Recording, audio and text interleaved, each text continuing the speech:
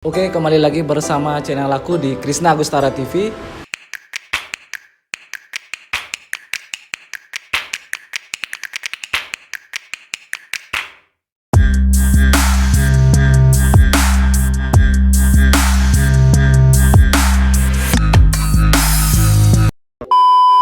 Jadi di video ini kita sudah kedatangan teman dari Klungkung, dari Karangasem ya? Karangasem. Jadi di video ini aku akan Q&A bersama, namanya ini siapa ya Pak? Saya Yogi Pramana. Yogi Pramana. Ya. Jadi dia seorang new sign on kapal pesiar, tapi sekarang sudah membuka usaha itu kedai kopi. Yuk kita selanjutnya kita akan tanya-tanya langsung bagaimana sih perjalanan dia dari berangkat sampai bisa menjadi pengusaha kedai kopi seperti sekarang. Oke, kita akan mulai. Ini banyak nih pertanyaan tentang seputaran kapal pesiar. Bisa nggak beli Yogi ceritain bagaimana sih pengalaman pertama berangkat pesiar sampai sekarang? Oke. Kalau dari saya, pengalaman pertama berangkat yang pasti bingung dan melelahkan, karena baru pertama kali kita pergi ke, ya lumayan jauh lah. Pada saat itu saya berangkat ke Miami, ke US, dan berangkatnya pun sendiri dari Bandara Ngurah Rai sampai ke Bandara Orlando, Florida. Sombong amat. Ya. Saya nggak tahu itu daerah mana. Jadi dari rumah berangkat sendiri ke US. Perjalanan kurang lebih sekitar 3 hari 2 malam. 3 hari 2 malam di dalam pesawat. Jadi ini join kapal apa nih? Saya join di Carnival. Oh, Carnival Cruise Line. Itu kalau kapal gitu tuh emang sudah punya tujuan berangkatnya kemana-mana apa emang random gitu sesuai tamu? Untuk kita para kru biasanya sebelum berangkat kita udah dapat yang namanya job letter. Oh, job letter. Jadi di sana tertera posisinya apa, berangkatnya tanggal berapa, dan kapalnya kapal apa. Jadi itu dari perusahaan yang telah menentukan. Terus lanjut, gimana sih tentang tadi perjalanannya biar teman-teman juga bisa tahu sih gimana sih orang yang pertama berangkat, mungkin biar bisa juga teman-teman merasakan gimana adrenalin gitu. Kalau pertama berangkat ya menurut saya seru karena sendiri. Biasanya teman-teman yang lain tuh berangkat adalah partner, satu atau 2 orang, minimal berdua lah. Tapi ini saya sendiri pada saat itu ke Miami sendiri. Ada satu teman yang kita berangkat bareng dari Ngurah Rai, transit di Dubai. Di Dubai kita pisah. Jadi ya lumayan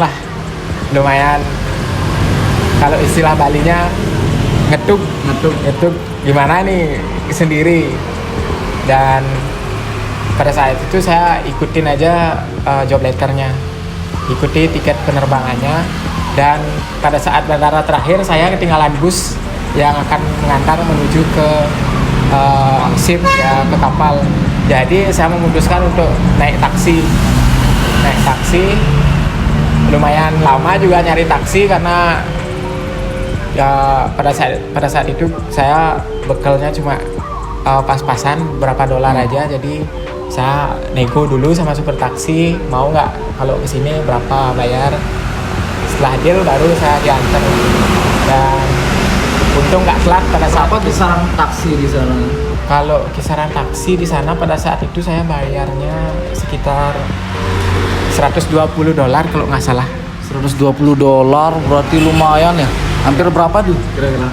Kalau di sini $1.200.000 ya. $1.200.000.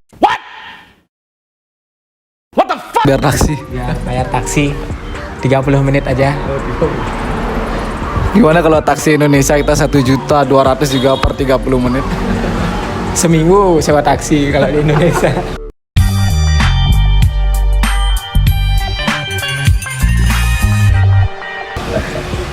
Lanjut.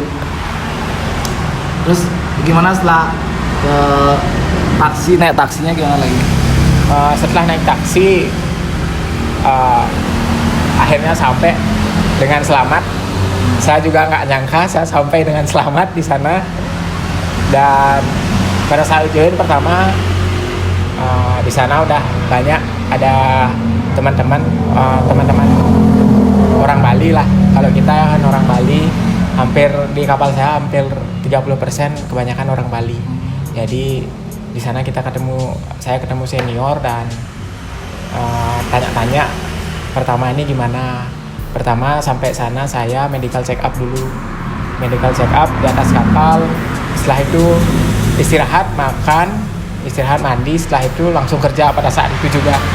Sampai jam 3 sore sampai di kapal. Istirahat cuma beberapa jam 7 malam harus sudah kerja. Berarti ini jurusan yang diambil job letternya jadi apa nih? Pada saat berangkat pertama saya sebagai hotel steward. Ya, atau hotel utility lah. Jadi tuh ngapain tuh biar teman-teman juga tahu? Kalau hotel utility di kapal tuh kurang lebih sama ya kayak di hotel Pada umumnya. Hotel pada umumnya. Kalau nggak salah public area di hotel tuh seperti itulah, hotel utility di kapal. Nama lain dari public area di hotel. Saya juga baru tahu ini. Ya.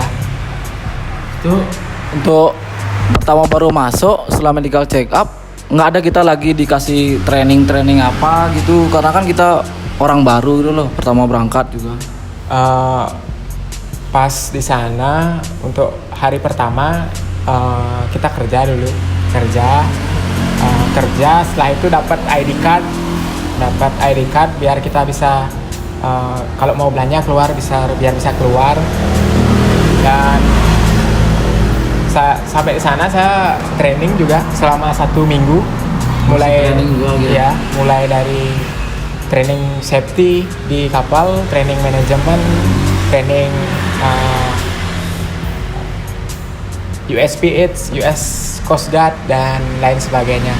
Sekitar 1 minggu kita di training, setelah itu baru kerja seperti biasa. Berarti untuk kerjanya itu langsung emang kita jalan-jalan sendiri apa emang kita didampingin kayak kita biasanya baru masuk di hotel tuh kita udah didampingin masih sama senior atau sama ya yang atasan kita lah. Seperti yang kita tahu ya kalau di melamar ke kapal kan kita harus punya pengalaman kerja dulu di Bali. Jadi orang-orang yang join ke kapal pasti tahu apa yang harus dikerjakan gitu. Jadi sampai sana kita tahu harus ngapain. Kita udah dikasih job desk-nya seperti apa, tinggal praktekkan itu aja, ikuti.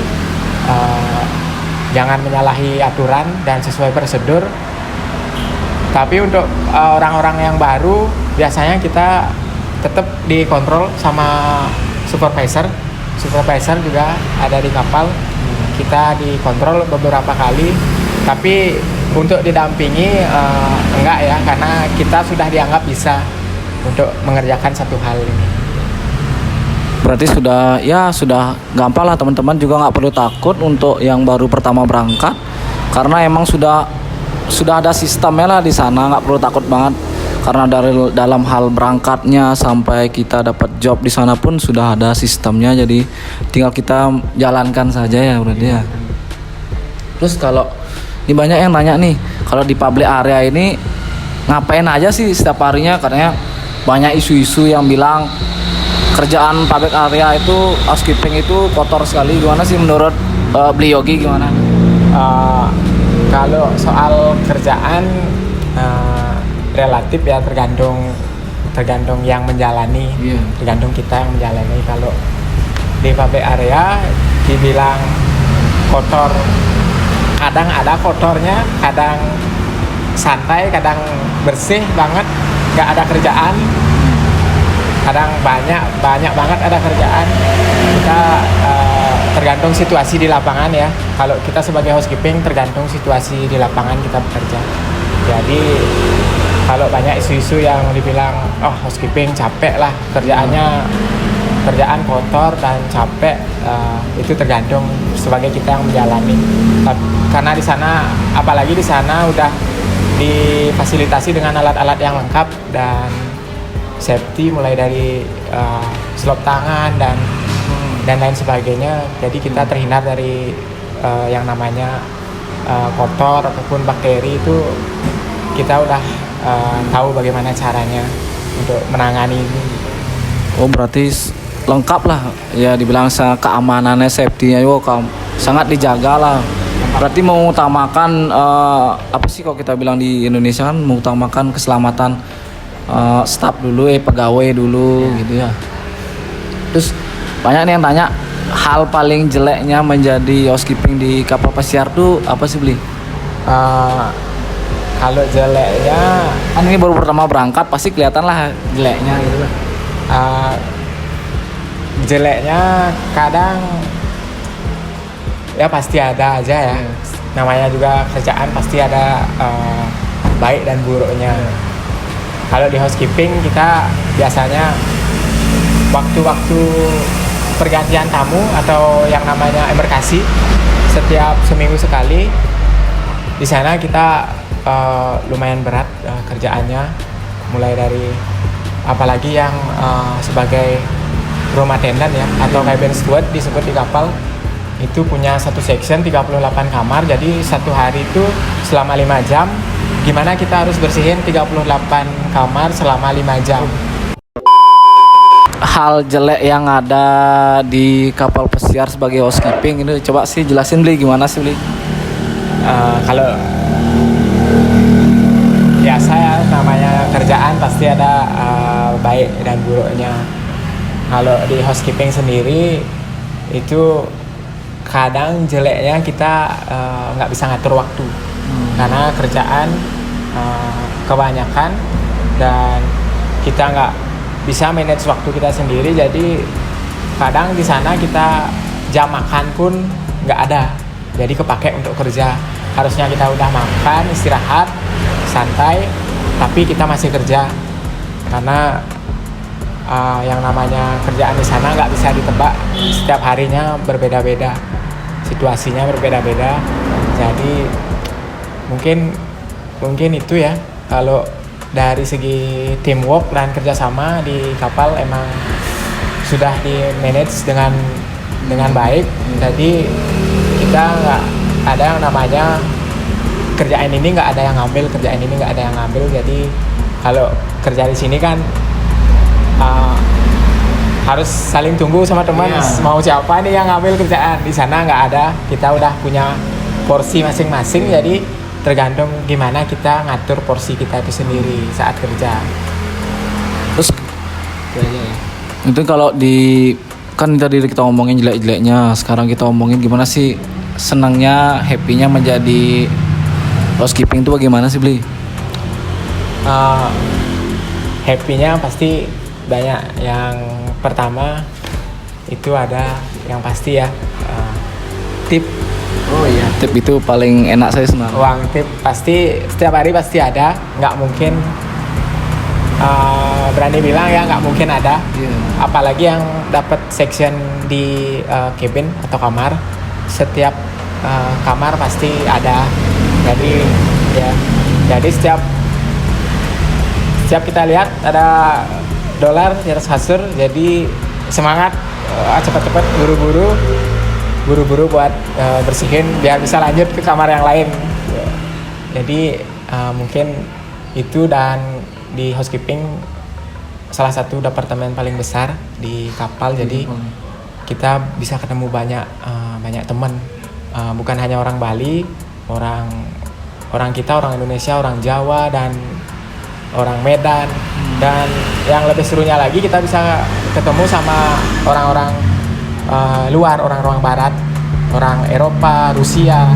Jadi banyak teman dari luar Jadi baik untuk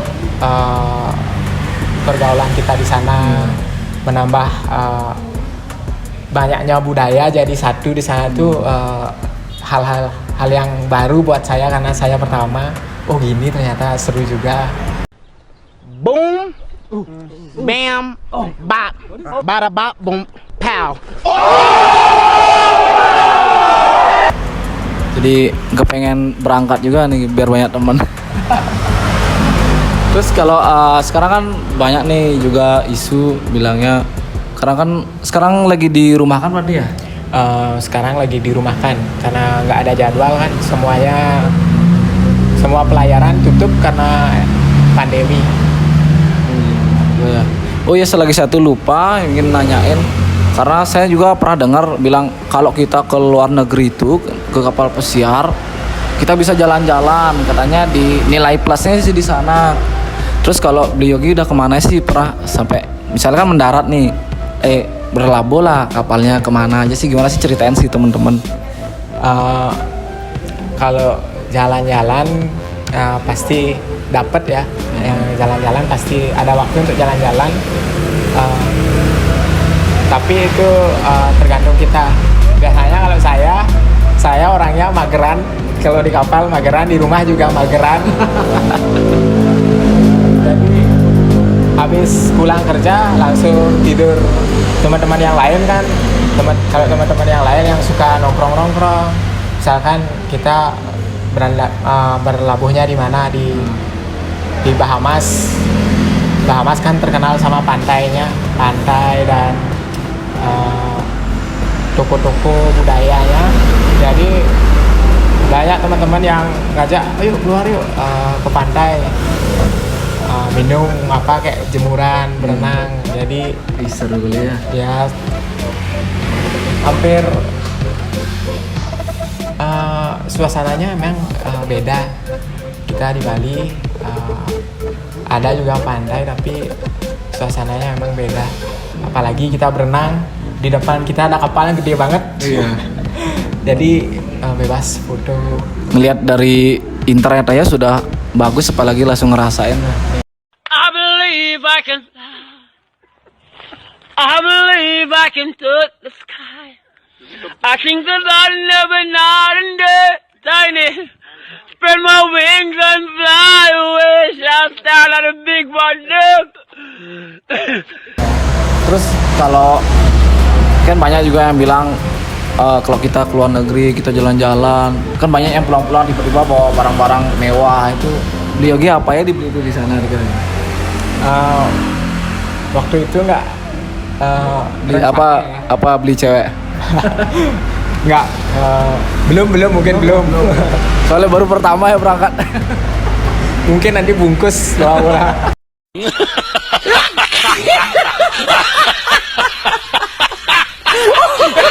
Ya itu bawa budaya luar ke sini. Ya. Kalau yang suka, biasanya teman-teman yang suka belanja pasti bawa sesuatu yang bilang branded lah, karena di sini kita bisa jual lagi. Bahkan ada teman yang sengaja berangkat bukan cuma buat kerja, tapi buat jualan, cari bahan dagangan, cari produk, nanti pas pulang dijual lagi di sini. Itu Ini aku baru dengar kali ini. itu teman-teman yang emang aneh-aneh ya. Ada teman di sana buat beli CD grup metal. Aku pengen Kan ori-ori nih sana. ya, Terobos Jadi- aja lah anjing ah. berangkat cuma buat beli CD grup metal.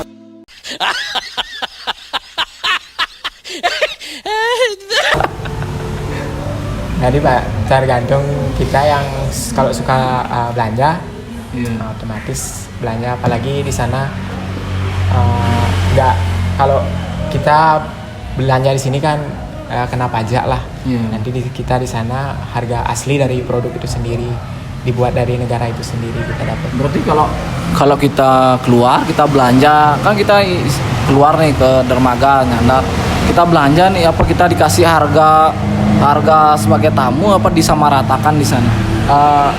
Kalau kita sebagai kru, kita punya yang namanya kru kru sign card. Jadi kartu itu kalau bisa dibilang kartu ini kartu diskon. Oh gitu. Baru tahu juga saya.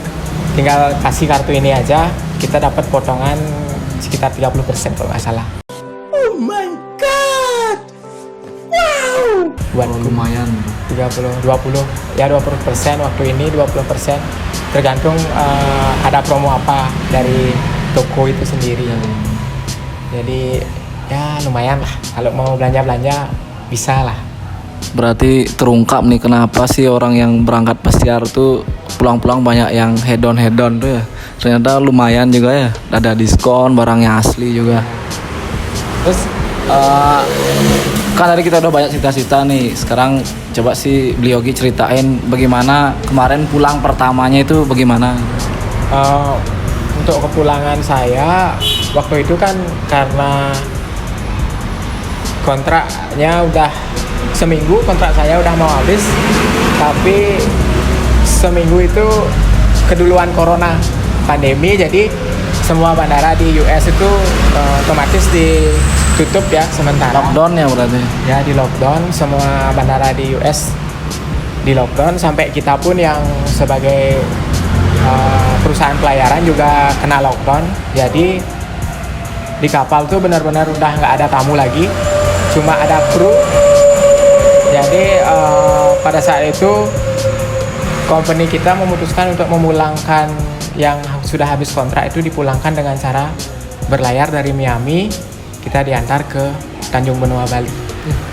Berarti eksklusif langsung diantar. Langsung diantar naik kapal pesiar langsungnya. Ya, Terus perjalanan dari Miami ke Bali berapa hari sih biasanya kalau gini, hari-harian mainnya? Kurang lebih kalau nggak salah sebulanan ya, 1 bulan lebih, karena kita lama juga ngeport di Afrika Selatan buat isi bahan bakar dan isi makanan, suplai makanan. Jadi sekitar 1 minggu kita macet di Afrika karena nunggu cuaca di sana. Pada saat itu memang lagi agak buruk untuk berlayar, jadi kita stuck di sana selama seminggu, jadi agak molor waktu kepulangan. Jadi sekitar sebulan lebih lah. Terus kalau udah sebulan gitu kan, sebulan nih berlayar ke Balinya, terus itu dikasih gaji apa emang jadwal pulang cuma dikasih makan ya? Pada saat kita pulang ini, sebulan ini kita melakukan karantina ya bagi seluruh kru kapal. Jadi di sana setiap minggu kesehatan kita dicek untuk medical check up, dan makan teratur, nggak makan istilahnya gimana kalau orang diet sehat yang punya riwayat kolesterol harus makan ini, harus makan itu. Jadi nggak boleh makan ini, nggak boleh makan itu. Jadi tapi buat saya yang muda-muda gini, pada saat Tetap hajar aja, makanannya bebas. Jadi sebulan kita karantina di kapal dan pada saat itu yang untuk masalah gaji, bagi yang belum selesai kontrak masih tetap digaji walaupun dia nggak kerja, karena efek dari pandemi ini ya. Siapa sih yang mau pandemi kayak gini? Jadi company itu memberikan kompensasi walaupun nggak kerja tapi baru join. Apalagi buat saya yang baru bergabung, tiba-tiba udah pandemi. Sayang kalau nggak gini, ruginya di kita jadinya nggak setimpal jadinya. Jadi company memberikan kebijakan buat menggaji kita basic salary. Jadi karena udah nggak ada tamu, kita nggak dapat tip, ya terima gaji pokok ya bilangnya. Gaji pokok aja. Jadi selama sebulan itu perjalanan pulang dan sampai di Bali, lanjut karantina lagi 2 minggu. Berarti gitulah perjalanan dari berangkat sampai happy jelek-jeleknya sampai di Bali pun gitu. Terus untuk sekarang sudah belum berangkat berarti yang kedua ya? Belum ada schedule ya, karena Berapa udah berapa bulan diam nih di Bali? Kurang lebih ada 6 bulan lebih lah. Oh sudah 6 bulan. Dengar-dengar sih ini sekarang buat usaha karena COVID nih yang beralih jadi kedai kopi berarti ya. Itu penonton jadi ntar akan kita review lagi tentang belinya ini buka usaha kedai kopi. Tunggu selanjutnya. Oke, jadi kita akan menanyakan tentang usaha beliau gini yang sekarang dibuka baru berapa bulan nih? 2 bulan. Baru 2 bulan nih. Ini kan sambil menunggu keberangkatan, jadi beliau gini buka usaha kedai kopi yang ada di Klungkung. Jalan apa ini? Jalan Ngurah Rai. Jalan Ngurah Rai Klungkung. Bisa nggak beli tanya-tanya nih bagaimana sih bisa mulanya kepikiran bisa buka kedai kopi? Kepikiran buka, awalnya nggak kepikiran ya buka ini. Buka kepikiran? Nggak kepikiran sama sekali. Karena efek nih kelamaan diam di rumah. Jadi saya orangnya emang nggak bisa diam di rumah. Saya lagi di rumah deh guys. Jangan lupa like, comment, and subscribe.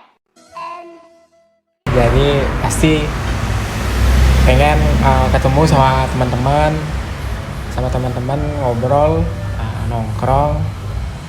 Jadi selama ngobrol, nongkrong, melali itu terus intens. Jadi ini kok Berarti buang-buang duit ya? buang duit aja. Ini kok buang-buang duit aja nih. Mulai timbullah masalah keuangan. Jadi pada ada salah satu teman yang kena efek dari pandemi ini juga, di kehilangan kerjaan.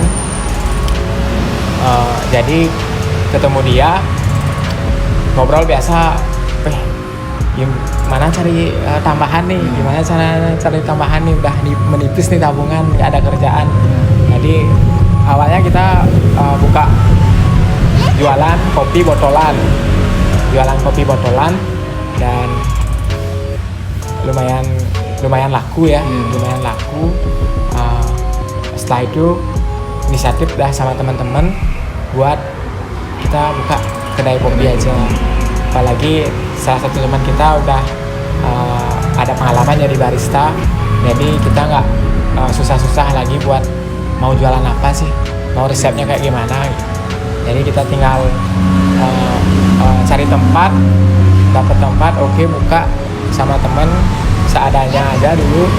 Yang penting jalan, walaupun nggak seberapa, yang penting kita ada kegiatan positif daripada di rumah. Setelah itu,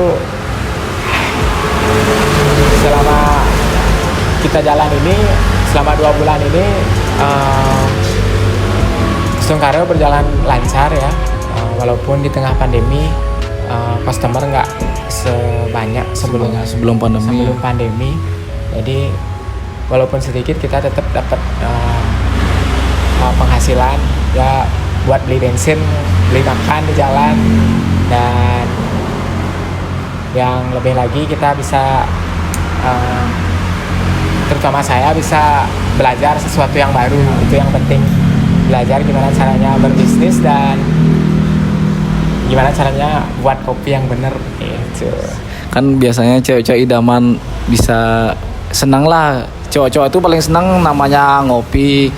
Itu cocok sih sebenarnya untuk berkunjung ke sini nih. Ini daerahnya cukup strategis ya. Jadi daerahnya ini di daerah Klungkung. Mungkin kalau teman-teman Klungkung tahu itu, ini daerah dekat dari Rumah Sakit Bintang ya. Bintang ya. Bintang. Rumah Sakit Bintang mungkin dekat sekali lah nih. Kalian bisa berkunjung ke sini atau main-main ke sini. Bukanya sekira jam berapa nih? Bukanya kita jam dari siang jam 1 sampai jam 10. Jam 10. Karena pandemi kita sampai jam 10 aja dulu. Nanti kan bawa happy aja berarti ya. Ya mau happy. Seru-seruan aja. Terus kasih nih gimana sih kasih motivasi untuk teman-teman dari banyak sih teman-teman yang patah semangat karena pandemi ini malah diam di rumah. Gimana sih menurut Billy kasih pengalaman motivasi? Kalau dari saya nggak karena pandemi ini ya nggak sebagai selaku pelaku pariwisata bagi teman-teman yang sama juga seperti saya pelaku pariwisata, saya nggak bisa banyak bicara juga karena situasinya udah kayak gini. Kita di sisi lain percaya nggak percaya corona ini benar adanya, tapi di sisi lain kita harus juga bisa menggerakkan roda perekonomian kita. Nggak mungkin isolasi di rumah terus. Jadi buat teman-teman yang sekarang lagi nggak ngapa-ngapain, Lagi berjuang menunggu keberangkatan lagi berjuang menuju keberangkatan dan lagi nyari kerjaan yang susah banget pada saat sekarang, bisa nyari alternatif yang lain. Jangan keburu patah semangat, karena kalau kita mau, walaupun kak saya modalnya cuma tipis, tapi kalau benar bertekad buat berjuang, jalanin usaha, pasti jalan. Jadi nggak usah yang namanya udah males, udah kecewa karena situasi ini, kita kecewa udah nggak bisa jalanin hidup lagi gitu. udah kebal berada ini. Ya, jadi kalau saya bisa bilang semangat aja, sabar dan semangat. Jadi begitulah pesan-pesan dari beliau Yogi selaku seorang pejuang pariwisata dan sekarang menjadi pengusaha kopi. Itu buat teman-teman, jangan patah semangat. Terima kasih sudah menonton videoku sampai selesai. Jangan lupa like and subscribe ya.